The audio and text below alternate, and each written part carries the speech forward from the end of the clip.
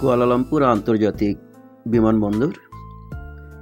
প্রিয় দর্শক, আমরা সিঙ্গাপুর মালয়েশিয়া ভ্রমণকালে প্রথমে সিঙ্গাপুর গমন করি, তারপর সিঙ্গাপুর থেকে বাসে করে আমরা কুয়ালালামপুরে প্রবেশ করি। জহুর বারু ল্যান্ডপোর্ট দিয়ে আমরা কুয়ালালামপুরে 3 দিন অবস্থান করি। তারপর কুয়ালালামপুর থেকে থাইল্যান্ড ট্রানজিট হয়ে ঢাকা আন্তর্জাতিক বিমানবন্দরে অবতরণ করি। এটি কুয়ালালামপুর আন্তর্জাতিক বিমানবন্দর। আমরা কুয়ালালামপুর শহর থেকে ট্যাক্সি ক্যাবে করে কুয়ালালামপুর ইন্টারন্যাশনাল এয়ারপোর্টের উদ্দেশ্যে রওনা করি।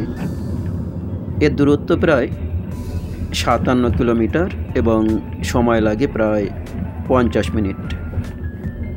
কুয়ালালামপুর শহর থেকে কুয়ালালামপুর ইন্টারন্যাশনাল বিমানবন্দরে ট্যাক্সি ক্যাবের ভাড়া পড়ে প্রায় 105 রিঙ্গিত।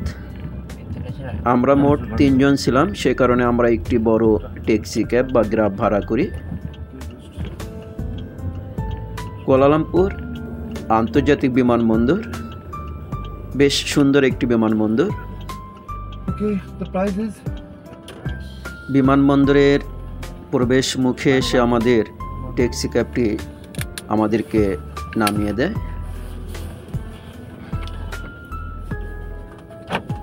এটি হচ্ছে বিমানবন্দরের প্রবেশ পথ।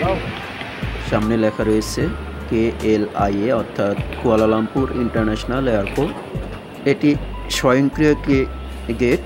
এই গেট পার হয়ে যাত্রীগণ তাদের নির্দিষ্ট যে এয়ারলাইন্স আছে সেখানকার টিকিট সংগ্রহ করে এবং তাদের লাগেজগুলি সেখানে ড্রপ করে তারপর ইমিগ্রেশন পার হতে হয়।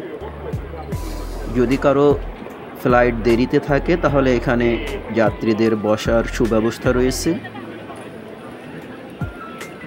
এগুলো মূলত কাউন্টার। এখানে বিভিন্ন এয়ারলাইন্সের কাউন্টার রয়েছে। তাছাড়া এখানে রয়েছে তথ্য কেন্দ্র।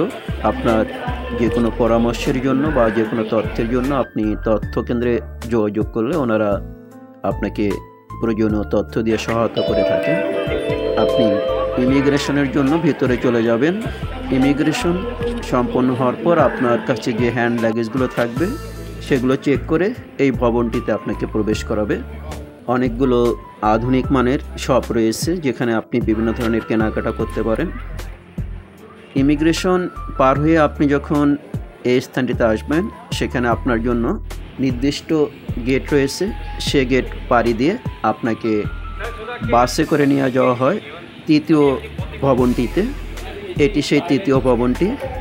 আমরা ঠিক সন্ধ্যার পরপরেই এই ভবনটিতে প্রবেশ করি। দেখে মনে হচ্ছিল যেন তারার ঝলকানি। এটি একটি আধুনিক বিমানবন্দর। আপনি চাইলে এই মেসেজ চেয়ারগুলো ইউজ করতে পারেন।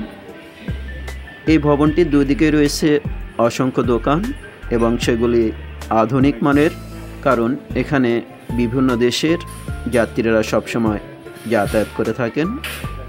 এয়ারপোর্টের এই ভবনটিতে রয়েছে তথ্য কেন্দ্র। আপনার প্রয়োজনে যে কোনো ধরনের তথ্য দিয়ে তারা সহায়তা করে থাকেন। এখানে বিভিন্ন ডিরেকশন রয়েছে, অর্থাৎ আপনার যে বিমান সেটি আপনি কোন গেট দিয়ে উঠবেন আপনাকে আপনার বোর্ডিং পাসে সেটি বলে দেওয়া থাকবে। এটি ছিল মোটামুটি আজকের কুয়ালালামপুর আন্তর্জাতিক বিমানবন্দরের একটি ছোট্ট বর্ণনা। আশা করি ভালো লাগবে।